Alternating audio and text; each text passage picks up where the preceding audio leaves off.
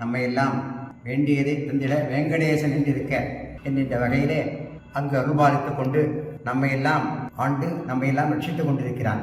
அப்பேற்பட்ட அந்த திருப்பதியில் செய்யப்படும் பிரசாதங்களில் கலப்பட நெய் இருப்பதாக 2 வருடம் முன்பாக கண்டறியப்பட்டு பல ஆராய்ச்சிகளுக்கு உட்படுத்தப்பட்டு முதலில் ஒரு ஆராய்ச்சியில் கலப்படம் என்று உறுதி செய்யப்பட்டு 2வதாக ஜனவரி மாதத்தில் ஆராய்ச்சியில் அது ஊர்ஜிதம் செய்யப்பட்டு கலப்படம் செய்யப்பட்டு அந்த நெய் பெருமாளுக்கு திருப்பதியில் லட்டு பிரசாதமாக வழங்கப்பட்டது என்பது உறுதியாகியிருக்கிறது. இது மிகவும் அபச்சாரமான அபத்தமான செயல்.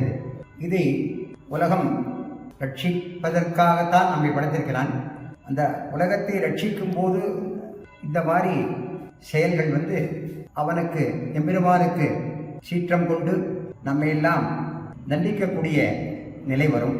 ஆகையால் யார் கலப்படம் செய்திருந்தாலும் அதை அரசாங்கம் முந்தைய அரசாங்கத்தில் ஏற்பட்ட பிழையை இந்த அரசாங்கம் அதை ஊர்ஜிதம் படுத்தும் வகையில் இன்று அந்த கலப்பட நெய் என்ற மாமிசம் சேர்ந்த நெய் மிகவும் அபச்சாரமானது.